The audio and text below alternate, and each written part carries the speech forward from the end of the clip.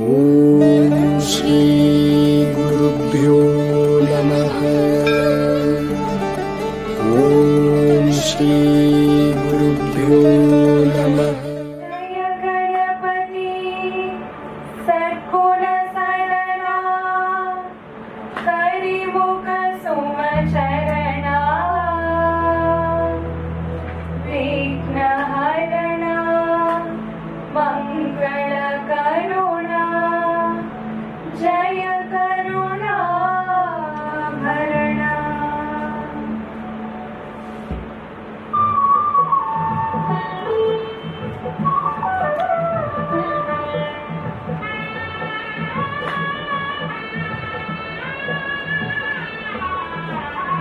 जय जय जय गणपति गजराज मंगल करुण सदन सुरपूजा जय गजवदन सुमन सुखदाता विश्व विनायक बुद्धि विदाता.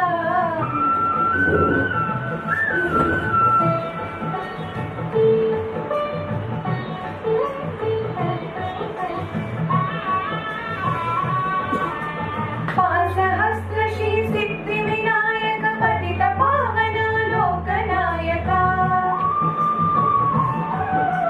भूत गणादि सेवित देवानीरिसु स्वामी भक्तराघव गणिके पत्रैः प्रिय श्री गणप गर्भ विनाशक मुक्षिके अधिपा सुंदर रूप विदर्शन नीಡು ನಮ್ಮಯ ಹೃದಯದಿ ನೀ ಮನೆ ಮಾಡು. ಜಯ ಜಯ ಜಯ ಗಣಪತಿ ಗಜರಾಜ ಮಂಗಳ ಕರುಣ ಸದನ ಸುರಪೂಜಾ ಜಯ ಗಜವದನ ಸುಮನ ಸುಖದಾತ ವಿಶ್ವ ವಿನಾಯಕ ಬುದ್ಧಿ ವಿದಾತ.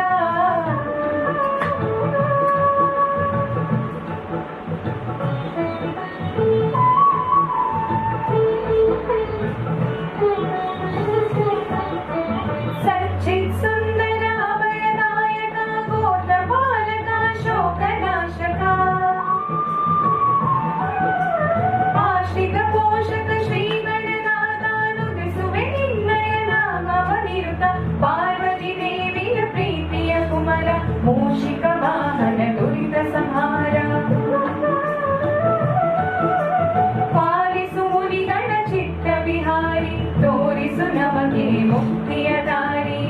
ಜಯ ಜಯ ಜಯ ಗಣಪತಿ ಗಜರಾಜ ಮಂಗಳ ಕರುಣ ಸದನ ಸುರಪೂಜಾ ಜಯ ಗಜವದನ ಸುಮನ ಸುಖದಾತ ವಿಶ್ವ ವಿನಾಯಕ ಬುದ್ಧಿ ವಿದಾತ.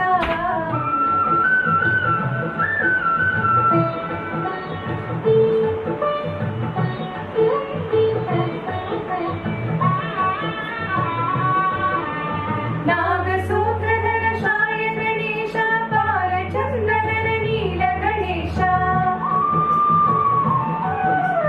ಯದುಕುಲನಂದನ ನಮಿಪ ಗಣೇಶ ಮೂಷಿಕ ವಾಹನ ಧೀರ ಗಣೇಶ ಲಂಬೋದರ ಶ್ರೀಲಕುಮೀಧರಣಿ ನಿನ್ನಯ ಚರಣಿ ಕೋಟಿ ವಂದನೆ.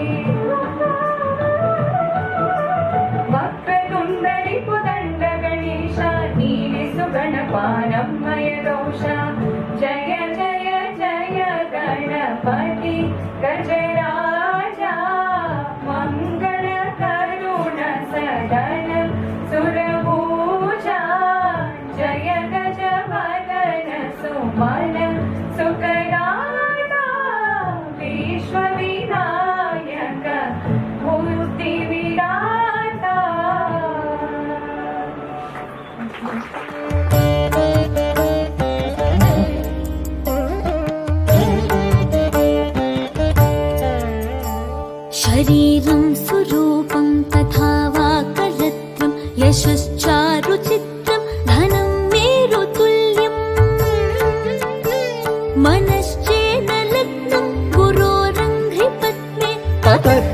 ततः किं ततः किं ततः किम्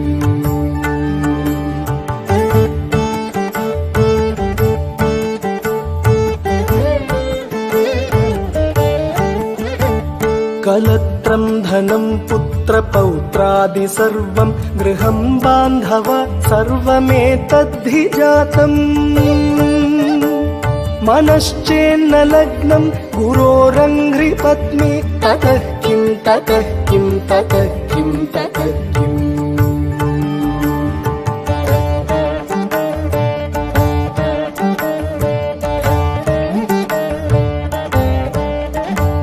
षडङ्गादिवेदो मुखे शास्त्रविद्या कवित्वादिगद्यं सुपद्यं करोति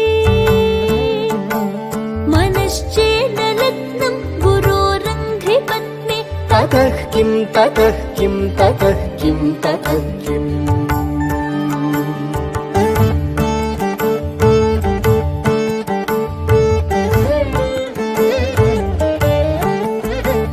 विदेशेषु मान्यः स्वदेशेषु धन्यः सदाचारवृत्तेषु मत्तो न चान्यः मनश्चेन्न लग्नं गुरोरङ्घ्रिपत्नी ततः किं ततः किं ततः किं ततः किम् श्री गुरुभ्यो नमः।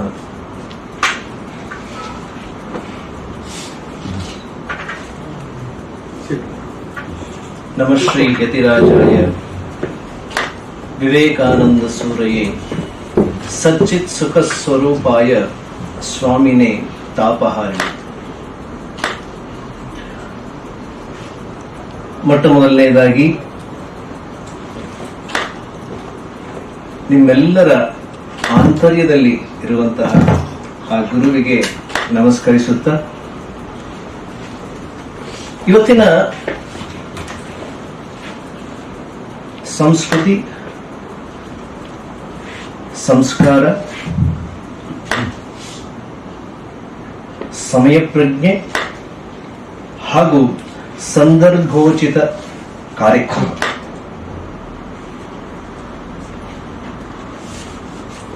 ನನ್ನ ಹೃದಯ ಹಾಗೂ ಮನಸ್ಸುಗಳನ್ನ ತುಂಬಿದೆ.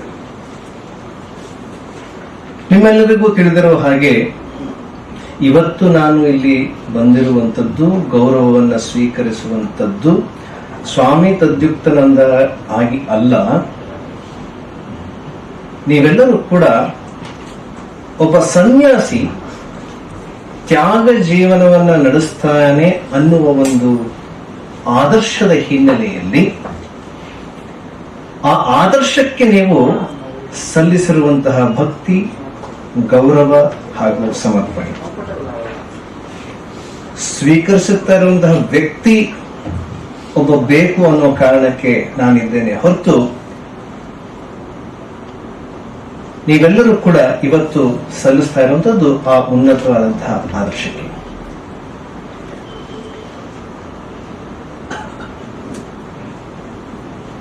ಮತ್ತೊಂದು ವಿಚಾರ, ವಿದ್ಯಾಕ್ಷೇತ್ರದಲ್ಲಿ ಸರಸ್ವತಿ ಪುತ್ರರಾಗಿ ಸಾವಿರಾರು ವಿದ್ಯಾರ್ಥಿಗಳಿಗೆ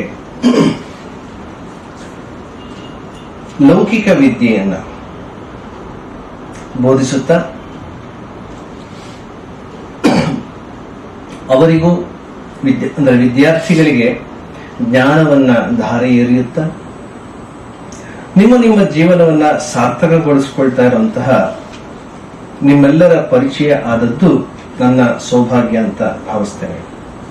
ನೇರವಾಗಿ ಅಲ್ಲದೆ ಇದ್ದರೂ ಈ ಒಂದು ವೇದಿಕೆಯ ಮೂಲಕ 15 ಜನ ಯಶಸ್ವಿ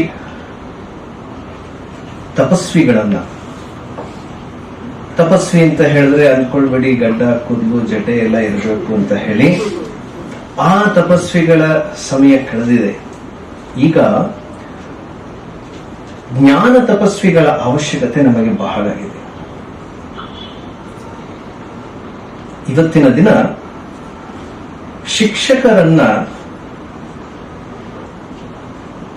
ಹಲವು ರೀತಿಯಲ್ಲಿ ಶಿಕ್ಷೆ ಗುರಿಪಡಿಸ್ತಾ ಇರುವಂತಹ ಸಂದರ್ಭವನ್ನು ನಾವು ನೋಡ್ತಾ ಇದ್ದೇವೆ.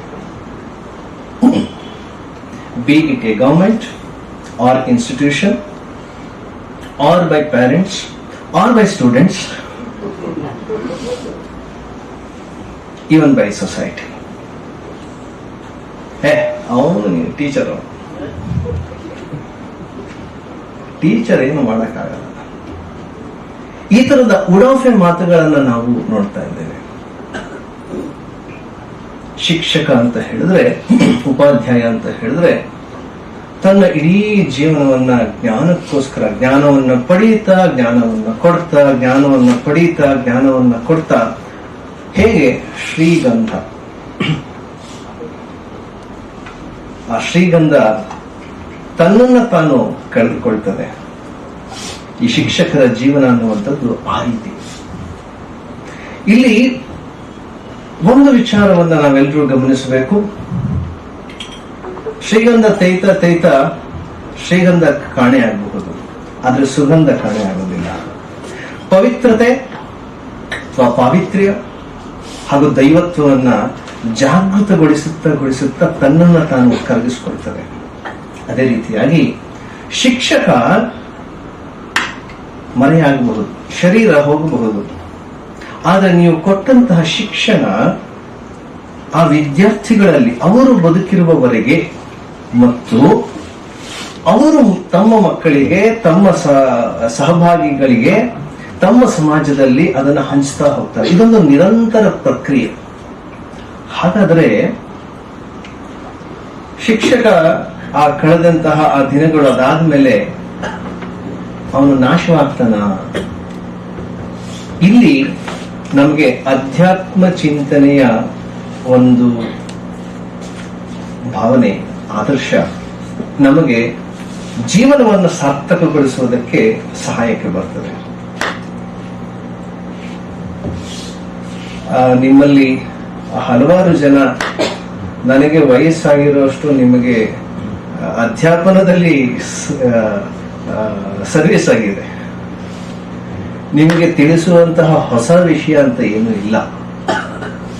ಆದರೆ ಗೊತ್ತಿರುವಂತಹ ವಿಚಾರವನ್ನ ಮತ್ತೆ ಮನನ ಮಾಡುವುದಕ್ಕೆ ಈ ಸಂದರ್ಭವನ್ನು ನಾನು ಉಪಯೋಗಿಸ್ಕೊಳ್ತಾ ಇದ್ದೇನೆ. ಏನಪ್ಪಾ ಅಂತ ಹೇಳಿದ್ರೆ, ಈ ಲೌಕಿಕ ವಿದ್ಯೆ ಕೊಡ್ತಾ ನಿಜವಾಗಿ ನಾವು ಸಾರ್ಥಕತೆಯನ್ನ ಪಡೆಯಬೇಕು ಅಂತಂದ್ರೆ ಸ್ವಲ್ಪವಾದರೂ ಕೂಡ ಅಧ್ಯಾತ್ಮ ಚಿಂತನೆಯನ್ನ ನೀವೆಲ್ಲರೂ ಕೂಡ ಅಳವಡಿಸಿಕೊಳ್ಬೇಕು. ಯಾಕೆ ಅಂತ ಹೇಳಿದ್ರೆ, ನೋಡಿ, ಎಲ್ಲರೂ ಯಾವುದೇ ವ್ಯಕ್ತಿ 6 ನಿರಂತರ ಬದಲಾಗುವ ಸ್ಥಿತಿಯನ್ನ ಪಡಿತಾರೆ. ಯಾವುದೇ ವ್ಯಕ್ತಿ, ಮೊದಲನೇದು ಜನನ, ಹುಟ್ಟುವಂಥದ್ದು. ಯಾವುದೇ ಒಬ್ಬ ಮನುಷ್ಯ ಬಂದ ಅಂತಂದ್ರೆ ಹುಟ್ಟುವಂಥದ್ದು. ಎರಡನೇದು ಅಸ್ತಿ, ಅಂದ್ರೆ ಇದ್ದಾನೆ, ಬೆಳೀತಾ ಇದ್ದಾನೆ ಅಥವಾ ಇದ್ದಾನೆ ಅನ್ನುವಂಥದ್ದು ಮೊದಲು, ಎರಡನೇ ಅಂಶ. ಕ್ವಾಲಿಟಿ ಆಫ್ ಎಕ್ಸಿಸ್ಟೆನ್ಸ್ ಅಂತ ಹೇಳ್ತಾರೆ. ನಾಮಕರಣ ಮಾಡಿ, ನೀನು ಇಂಥವನು, ನೀನು ಅಕ್ಷಯ ಅಥವಾ ಚೈತನ್ಯ ಇತ್ಯಾದಿ, ಅಥವಾ ಹೆಣ್ಣು ಮಗುವಾಯಿತು ಅಂತ ಹೇಳಿದ್ರೆ ದೇವಿ ಇತ್ಯಾದಿ ನಾವು ಹೆಸರನ್ನು ಕೊಟ್ಟು ಅವನೊಬ್ಬ ಇದ್ದಾನೆ ಅಂತ ನಾವು ಈ ಭೂಮಿಗೆ ಪರೀಕ್ಷಿಸ್ತೇವೆ. ಮೂರನೇದು ವರ್ಧತೆ, ಇಟ್ ಗ್ರೋಸ್. ಒಬ್ಬ ವ್ಯಕ್ತಿ ಅಂತ ಹೇಳಿದ್ರೆ ಇಲ್ಲಿ ಗಂಡು ಹೆಣ್ಣು ಒಟ್ಟಿಗೆ ತೆಗೆದುಕೊಳ್ಬೇಕು. It gross. ವಿದ್ಯಾರ್ಥಿಯಾಗಿ ಕಾಲೇಜು, ಹೈಸ್ಕೂಲು, ಕಾಲೇಜು, ಆಮೇಲೆ ಪ್ರೊಫೆಷನಲ್ ಇತ್ಯಾದಿ ಬೆಳೀತಾ ಹೋಗ್ತಾನೆ. ಬಿಸ್ನೆಸ್ ಮ್ಯಾನ್ ಆಗ್ಬೋದು, ಲೆಕ್ಚರರ್ ಆಗ್ಬೋದು ಇತ್ಯಾದಿ. ವಿಪರಿಣಮತೆ ಅಂತ 4th ಸ್ಟೇಜ್. ಏನಂತಂದ್ರೆ ಟ್ರಾನ್ಸ್ಫಾರ್ಮೇಶನ್. ನೀವು ಆ ಸಂದರ್ಭದಲ್ಲಿ ಇದ್ದೀರಿ. ವ್ಯಕ್ತಿಗಳ transformation from the age between 10 to 20, ಈ ಏಜ್ ಇದೆಯಲ್ಲ, ಇದು ಟ್ರಾನ್ಸ್ಫಾರ್ಮೇಶನ್ ಆಗುವಂತಹ, ಆ ಟ್ರಾನ್ಸ್ಫಾರ್ಮೇಶನ್ಗೆ ಬೇಕಾಗುವಂತಹ ಪೋಷಕಾಂಶಗಳನ್ನು ಕೊಡುವಂತಹ ವಯಸ್ಸು, ಸಮಯ. ಇನ್ನ 5ನೇದು ಹೇಳೋದಾದ್ರೆ ಅಪಕ್ಷೀಯತೆ. ನೀವಿಲ್ಲೇನು ಬೀಜವಾಗಿ ಕೊಡ್ತೀರಿ 20 ವರ್ಷ 25ನೇ ವಯಸ್ಸಿನವರೆಗೆ, ಅದನ್ನು ಅವನು ವರ್ಕೌಟ್ ಮಾಡ್ತಾನೆ.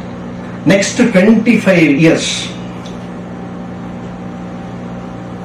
Up to the age of 50 or 60. ಈಗ ರಿಟೈರ್ಮೆಂಟ್ ಏಜ್ 60 ಅಂತ ಮಾಡಿರೋದ್ರಿಂದ 60ನೇ ವರ್ಷದವರೆಗೆ ದುಡಿತಾರೆ ಅಂತ ಇಟ್ಕೊಳ್ಳೋಣ.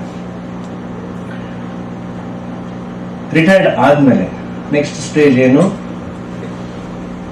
ವಯಸ್ಸಾಯ್ತು, ಇನ್ನೇನು ನಮ್ಮಿಂದ ಉಪಯೋಗ ಇಲ್ಲ,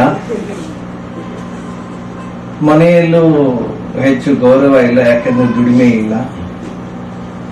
ಈ ತರದ ಕೆಲವು ಭಾವನೆಗಳು ಬರ್ತದೆ. ವಿನಶ್ಯತೆ, ಯಾವಾಗಪ್ಪ ಹೊರಡೋದು ಅನ್ನುವ ಸ್ಥಿತಿ ಇದೆಲ್ಲರಿಗೂ ಬರುತ್ತೆ. ನಾವು ನೆನಪಿಟ್ಕೊಳ್ಳೋಣ, ಇಲ್ಲಿ ಎಲ್ಲರೂ ಇದ್ದೀವಿ. ನಾವು ಬಾಲಕರಿಲ್ಲ, ಅಲ್ಲ ಬಾಲಕರಾಗಿದ್ದ ನೆನಪು ನಮ್ಗೆಲ್ರಿಗೂ ಇದೆ. ಈ 6 ನಿರಂತರ ಒಂದಾದ್ಮೇಲೆ ಒಂದು ಬರ್ತಾ ಇರುವಂತದ್ದು ನಮ್ಮೆಲ್ಲರಿಗೂ ಕಾಮನ್. ಆದರೆ ಇದೆಲ್ಲದರ ಹಿಂದೆ ಒಂದು constant thing is there. That is called God or Atman or Chaitanya. You call it in any way, any name you like. ಅದರ ಪ್ರೆಸೆನ್ಸ್ ನಲ್ಲಿ ಇದೆಲ್ಲ ಆಗಿದೆ. ಇದನ್ನ ನಾವು ನೆನಪಿಟ್ಕೊಳ್ಳೋಣ. ನಾ ಇವತ್ತು ಯಾಕೆ ಈ ವಿಷಯ ಹೇಳ್ತಾ ಇದ್ದೀನಿ ಅಂತಂದ್ರೆ, ದಯವಿಟ್ಟು ತಪ್ಪು ತಿಳ್ಕೊಳ್ಬೇಡಿ. Academic excellence is not everything. There is something greater to be achieved by all of us. What is that? The one with all this, what I told you, it's all impermanent. There is one thing which is permanent. That is called God. That is called ultimate truth. The pursuit of that truth, ಯಾವ ಆ ಒಂದು ಆತ್ಯಂತಿಕ ಸತ್ಯ ಅಥವಾ ಸತ್ಯವನ್ನ ನಾವು ಹುಡುಕ್ತಾ ಹೋಗ್ತೀವಲ್ಲ, ಅದು ನಮಗೆ ನಿಜವಾದ ಸಾರ್ಥಕತೆಯನ್ನ ಕೊಡ್ತದೆ. ಎಲ್ಲ ಶಿಕ್ಷಕರು ಕೂಡ ಇದ್ರ ಕಡೆ ಒಂಚೂರು ಗಮನ ಕೊಡಬೇಕು ಅಂತ ನಾನು ನಿಮ್ಮಲ್ಲಿ ಪ್ರಾರ್ಥಿಸ್ಕೊಳ್ತೇನೆ. ಯಾಕೆ ಅಂತಂದ್ರೆ ಈ ಜ್ಞಾನ ಇದೆಲ್ಲ, ಇದು ಶಾಶ್ವತ ಜ್ಞಾನ. ಮಿಕ್ಕ ಎಲ್ಲ ಜ್ಞಾನವು, ನಿಮ್ಮ ತಪಸ್ಸನ್ನ ನಾನು ಅಗೌರವಿಸ್ತಾ ಇಲ್ಲ, ನೀವು ಮಾಡ್ತಾ ಇರುವಂತಹ ಸೇವೆಯನ್ನ ನಾನು ತಿರಸ್ಕರಿಸ್ತಾ ಇಲ್ಲ. ನೀವು ಮಾಡಿರುವಂತಹ ಆ ಸೇವೆ ನಿಮ್ಮ ಉಜ್ಜೀವನಕ್ಕೆ, ನಿಮ್ಮ ಪ್ರಗತಿಗೆ, ನಿಮ್ಮ ವಿಕಾಸಕ್ಕೆ ಸಹಾಯ ಮಾಡಿದೆ. ಪ್ರಾರಂಭದಲ್ಲಿ ವೃತ್ತಿ ಅಂತ ತೆಗೆದುಕೊಂಡಿದ್ರು ಕೂಡ ಹೊಟ್ಟೆ ಬಟ್ಟೆಗೆ ಆದ್ಮೇಲೆ ಎಷ್ಟು ಬಟ್ಟೆ ಹಾಕೊಳ್ತೀರಿ, ಎಷ್ಟು ಕಾರ್ ಇಟ್ಕೊಳ್ತೀರಿ, ಎಷ್ಟು ರೂಮ್ಗಳಲ್ಲಿ ಮಲ್ಕೊಳ್ತೀರಿ. ಒಬ್ಬ ವ್ಯಕ್ತಿಗೆ ಬೇಕಾಗಿರುವಂತದ್ದು 3/6. ಇದಕ್ಕಿಂತ ಜಾಸ್ತಿ ಏನು ಬೇಕಾಗಿಲ್ಲ. ನಮ್ಮ ಹಿಂದಿನ ಇವತ್ತು ಶಿಕ್ಷಕರ ದಿನಾಚರಣೆಯ ಸಂದರ್ಭದಲ್ಲಿ ನಾನು ಮತ್ತೆ ಶಿಕ್ಷಕರ ದಿನಾಚರಣೆ ಅಂತ ಹೇಳೋ ಅವಶ್ಯಕತೆ ಇಲ್ಲ. ನಮ್ಮ ರಾಷ್ಟ್ರದ ರಾಷ್ಟ್ರಪತಿಗಳಾಗಿ ಹೋದಂತಹ, ಮೇರು ಶಿಖರವನ್ನು ತಲುಪಿದಂತಹ ಅಬ್ದುಲ್ ಕಲಾಂ ರಾಷ್ಟ್ರಪತಿ ಭವನ ನೋಡಿ ಹೇಳ್ತಾರೆ, ಒಂದೊಂದ್ ದಿನ ಒಂದೊಂದು ರೂಮಲ್ಲಿ ಮಲ್ಕೊಂಡ್ರು ಎಲ್ಲಾ ರೂಮ್ ಮುಗ್ಸಕ್ಕಾಗಲ್ಲ, ಇಡೀ ವರ್ಷ ಮಲ್ಕೊಂಡ್ರು ಕೂಡ ಅಷ್ಟು ಕೊನೆಗಳಿದೆ ಅಂತ. ಅದಕ್ಕೆ ಅವ್ರು ಹೇಳಿದಂತೆ ಎಲ್ಲಾ ರೂಮ್ ಬೀಗ ಹಾಕಿ 3 ರೂಮ್ ಸಾಕು ನನಗೆ ಅಂತ. ಇಂತಹ ಆದರ್ಶ ಶಿಕ್ಷಕರು ನಮ್ಮ ಮುಂದೆ ಇದ್ದಾರೆ. ಅವರು ಒಂದು ವಿಷಯಾಂತರ ಆದ್ರೂ ಕೂಡ ನಾ ಹೇಳ್ಬಿಡ್ತೇನೆ, ಶಿಕ್ಷಕರಾಗಿ ಅವರು ಅಷ್ಟು ದೊಡ್ಡ ಸೈಂಟಿಸ್ಟ್ ಆಗಿ ವಿವೇಕಾನಂದರ ವಿಚಾರವನ್ನು ಕೇಳ್ತಾ ಇದ್ರು, ಹಾಗಾಗಿ ಕೇಳ್ತಾ ಇದ್ರು, ಓದ್ತಾ ಇದ್ರು. ನಮ್ಮ ಒಬ್ಬ ಹಿರಿಯ ಸ್ವಾಮಿಗಳ ಜೊತೆ ಒಂದೇ ಫ್ಲೈಟ್ ನಲ್ಲಿ ಹೋಗುವಂತ ಸಂದರ್ಭ ಬಂದಾಗ 3 ಗಂಟೆಗಳ ಕಾಲ ನಿರಂತರವಾಗಿ ಪ್ರಶ್ನೆಗಳನ್ನ ಕೇಳಿ ಉತ್ತರಗಳನ್ನ ಪಡೆದು ವಿವೇಕಾನಂದರ ಬಗ್ಗೆ ತಿಳ್ಕೊಂಡ್ರು. ಅವ್ರಿಗೆ ಗೊತ್ತಿಲ್ಲ ಅಂತಲ್ಲ, ಅವ್ರಿಗೆ ಸಂದೇಹಗಳಿತ್ತು. ಕೆಲವು ವಿವೇಕಾನಂದರ ವಾಕ್ಯಗಳನ್ನ ಅರ್ಥ ಆಗಿಲ್ಲ ಅಂತ ಹೇಳಿ, ಉದಾಹರಣೆಗೆ each soul is potentially divine, the goal is to manifest the divinity within. ವಿವೇಕಾನಂದರ 2 ವಾಕ್ಯಗಳು, ಇನ್ನ ತುಂಬಾ ಇದೆ, ಇದು ಒಂದು 7-8 ವಾಕ್ಯ ಇದೆ, ಅಷ್ಟನ್ನೆಲ್ಲ ಹೇಳಕ್ ಹೋಗೋದಿಲ್ಲ. ಸಂಕ್ಷಿಪ್ತವಾಗಿ ಹೇಳಿದ್ರೆ ನಮ್ಮೆಲ್ಲರ ಆಂತರ್ಯದಲ್ಲಿ ಒಂದು ದಿವ್ಯತೆ ಇದೆ.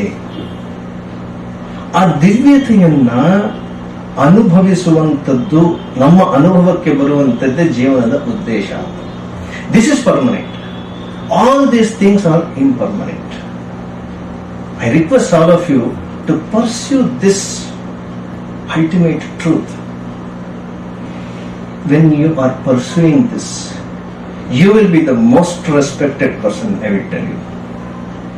Because ನಿಮ್ಮಲ್ಲಿ ಯಾವುದೇ ರೀತಿಯಾದಂತಹ ಸ್ವಾರ್ಥ ಇರೋದಿಲ್ಲ, ಬೇಕುಗಳು ಇರೋದಿಲ್ಲ, ಅವಶ್ಯಕತೆಗಳು ಬಹಳ ಕಡಿಮೆ ಇರ್ತದೆ, ಅಂತರ್ಮುಖಿಗಳಾಗ್ತೀರಿ ಮತ್ತು ಇದಕ್ಕೆ ಸೂಕ್ಷ್ಮ ಮತಿ ಹಾಗೂ ನಿರಂತರ ಹೋರಾಟ ಬೇಕಾಗುತ್ತೆ.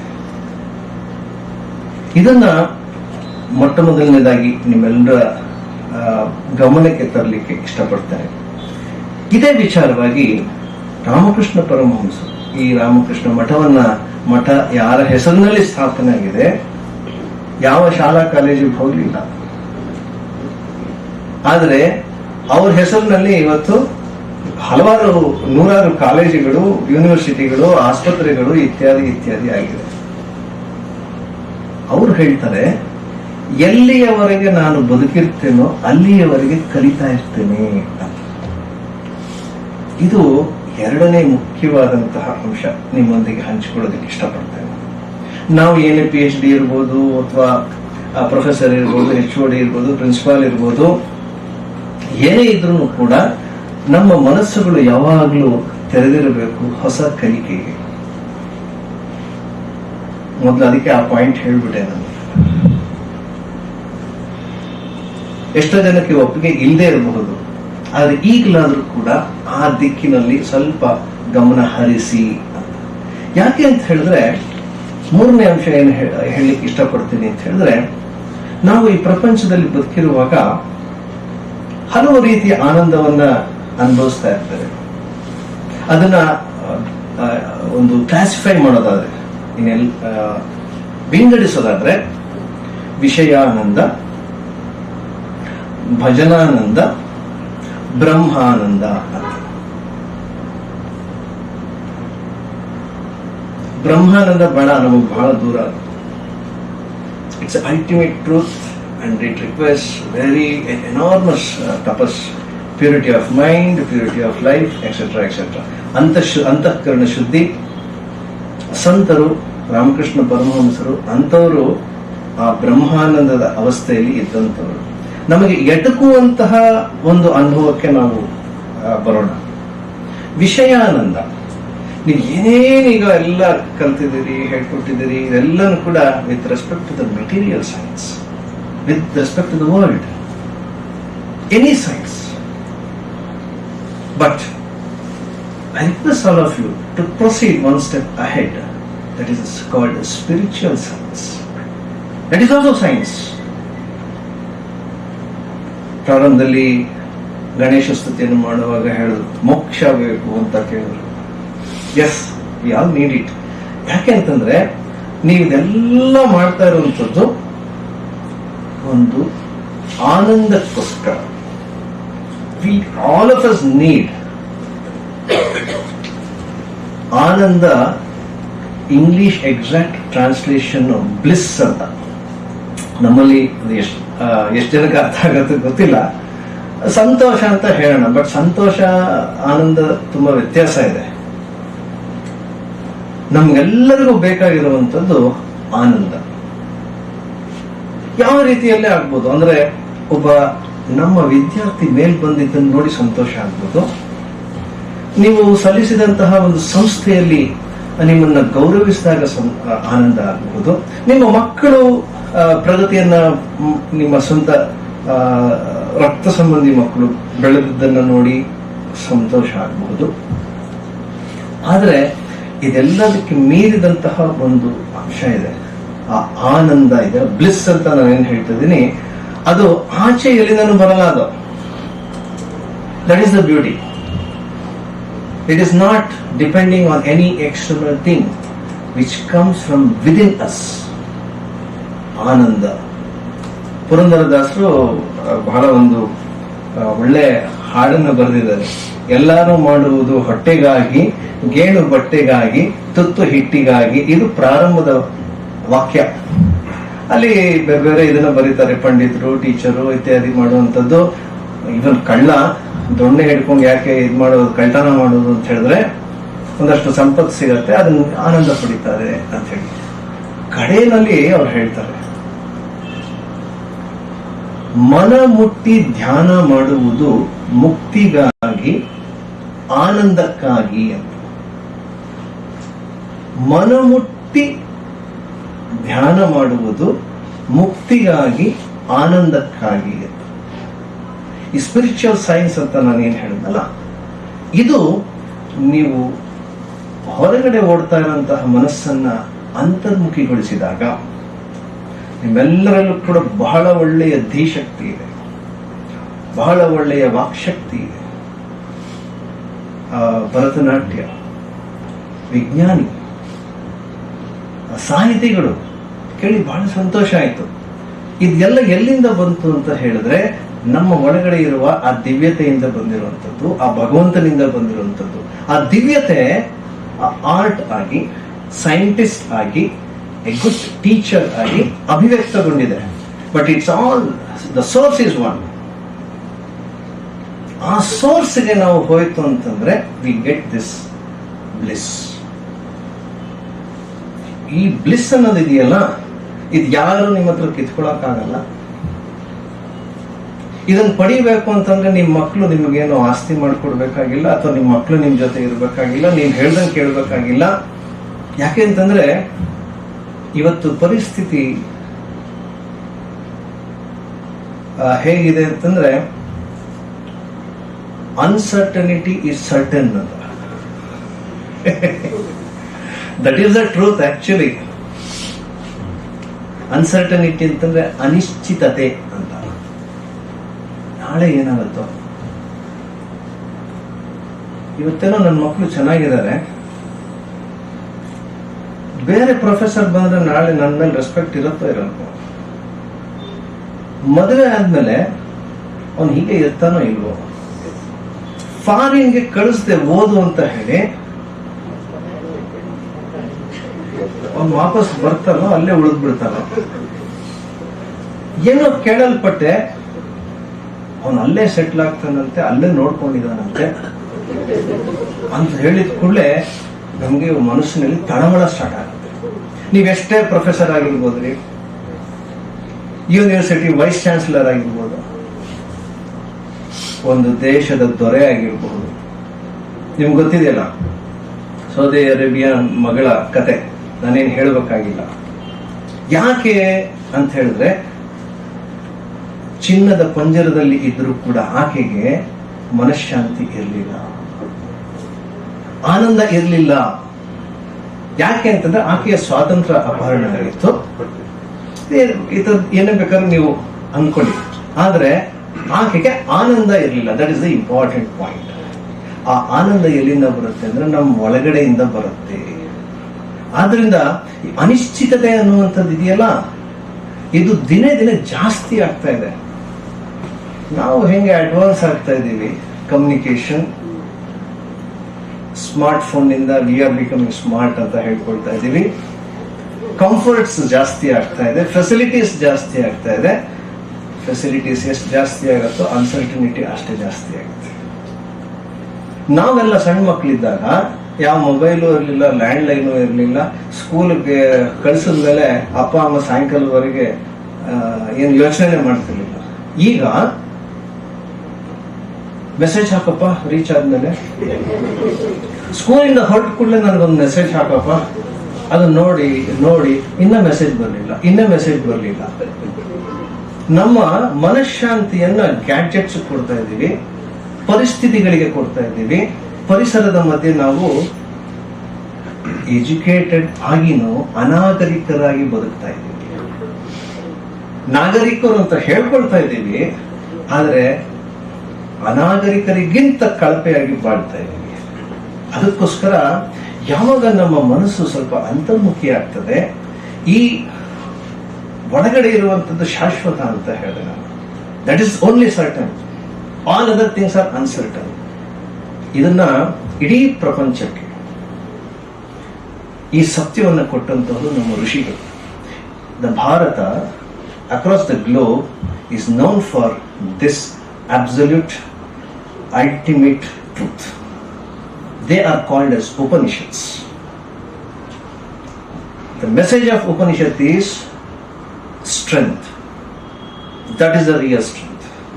Abhihi, be fearless. The message of Upanishad is be fearless. Can we be fearless? having all gadgets and credentials, degrees, are we fearless? Let us ask this question. Because we live in the world of uncertainty, we think that we are also uncertain. So let us know this truth. We have something called Atman, we call it as Paramatman, that is certain. ಯಾವಾಗಲೂ ಇರುತ್ತೆ. ನೀವು ಶರೀರ ಬಿಟ್ಟರೂ ಕೂಡ ಶರೀರ ಬಿದ್ದು ಹೋಗೋದು, ಇದು ಸ್ಥೂಲ ಶರೀರ ಅಂತ ಹೇಳ್ತಾರೆ.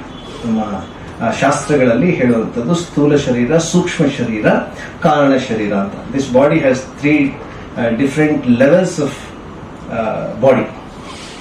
ಕಣ್ಣು ಕಾಣಿಸುವಂಥದ್ದು ಸ್ಥೂಲ. ಸೂಕ್ಷ್ಮ ಮನಸ್ಸು ತೋರ್ಸಕ್ಕಾಗತ್ತ ನಿಮ್ಗೆ? ಮನಸ್ಸಿಲ್ವಾ ಹಾಗಾದ್ರೆ ನಿಮ್ಗೆ? ಇದೆ. ಕಾರಣ ಶರೀರ. So we have to advance from this material world, external world, to the ಸೂಕ್ಷ್ಮ ಶರೀರ. ಯಾವಾಗ ಈ ವಿಚಾರದ ಕಡೆಗೆ ನಮ್ಮ ಗಮನ ಹೋಗ್ತದೆ, ನೀವು ಗಮನ ಹರಿಸ್ತೀರಿ, ನಿಮ್ಗೆಲ್ರಿಗೂ ಕೂಡ ಧನ್ಯತಾ ಭಾವ ಇನ್ನೂ ಜಾಸ್ತಿ ಆಗುತ್ತೆ. ಈಗ ಇದೆ ನಿಮ್ಗೆ, but don't be happy with this. ಯಾಕೆಂದ್ರೆ this may change when the situation changes. ನಾಳೆ ದಿನ ರಿಟೈರ್ಡ್ ಆಗ್ತೀರಿ, ನಾಳೆ ದಿನ ವಯಸ್ಸಾಗ್ತದೆ, ಒಬ್ಬರೇ ಆಗ್ತೀರಿ, ಅಥವಾ ಬೇರೆ ಊರಿಗೆ ಹೋಗ್ತೀರಿ, ಪರಿಸ್ಥಿತಿ ಬದಲಾಗ್ತದೆ. ಪರಿಸ್ಥಿತಿ ಬದಲಾದ್ರೂ ಕೂಡ ನಾವು ಯಾವಾಗಲೂ ಆನಂದವಾಗಿರೋದಕ್ಕೆ ಏನ್ ಮಾಡ್ಕೋಬೇಕು, ಅದನ್ನ ಪ್ರಿಪರೇಷನ್ ಇವತ್ತೇ ಮಾಡ್ಕೋಬೇಕು. ಯಾವುದೇ ಪರಿಸ್ಥಿತಿ ಬರಲಿ, ಎಂತಹ ದೊಡ್ಡ ಅರಮನೆಯಲ್ಲಿದ್ರೂ ಕೂಡ ಮನಸ್ಸಿನಲ್ಲಿ ಶಾಂತಿ ಇಲ್ಲ ಅಂತ ಹೇಳಿದ್ರೆ ಆನಂದ ಇರ್ಲಿಕ್ಕೆ ಸಾಧ್ಯ ಇಲ್ಲ. ಆದ್ರಿಂದ ನೀವೆಲ್ಲರೂ ಕೂಡ ಎಲ್ಲ ಸೇವಾ ಕ್ಷೇತ್ರದಲ್ಲಿದ್ದೀರಿ, ನೀವು ಸೇವೆಯನ್ನು ಸಲ್ಲಿಸ್ತಾ ಇದ್ದೀರಿ, ಬೇರೆ ಬೇರೆ ಕ್ಷೇತ್ರಗಳಲ್ಲಿ ಸೇವೆಯನ್ನು ಸಲ್ಲಿಸ್ತಾ ಇದ್ದೀರಿ. ಇಲ್ಲಿ ಮುಖ್ಯವಾಗಿ ಸಾಧಕರು ಸೇವಕರು ಇಬ್ರು ಇದ್ದೀರಿ. ಈ ಸಾಧನೆ ಮತ್ತು ಸೇವೆ ಯಾವಾಗ ಸಾರ್ಥಕವಾಗತ್ತೆ ಅಂತ ಹೇಳಿದ್ರೆ, ಯಾವಾಗ ಆ ಆತ್ಮಸಂತೋಷ, ಆ ಸುಖ ಅನ್ನುವಂಥದ್ದು ಒಳಗಡೆಯಿಂದ ಬರ್ತದೆ.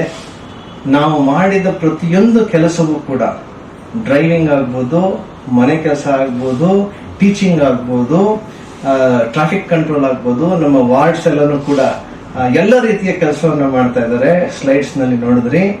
ಯಾವ ಕೆಲಸ ಮಾಡ್ತೀರಾ ಅನ್ನೋದು ಇಂಪಾರ್ಟೆಂಟ್ ಅಲ್ಲ, ಹೇಗ್ ಮಾಡ್ತೀರಾ ಅನ್ನೋದು ಇಂಪಾರ್ಟೆಂಟ್, ಯಾವ ಆಟಿಟ್ಯೂಡ್ ಇಂದ ಮಾಡ್ತೀರಾ ಅನ್ನೋದು ಇಂಪಾರ್ಟೆಂಟ್, ನಿಮ್ಮ ಗೋಲ್ ಏನು ಅನ್ನೋದು ಇಂಪಾರ್ಟೆಂಟ್. ನಮ್ಗೆಲ್ಲರಿಗೂ ಕೂಡ goal is very very clear, whether you know it or not. Ananda is our goal. So how to reach that? How to get that? That is what is most important. I request all of you to pursue the path to Ananda. And it is not anywhere outside. It doesn't require any university studies. It's all within us. If you can know that by simple text, maybe Bhagavad Gita, Upanishad, Ramayana, Mahabharata, these are the great contributions to the humanity from our Bharata. Please get into it. Get into it. I'm not denying or belittling all other knowledge what you're sharing. It is required.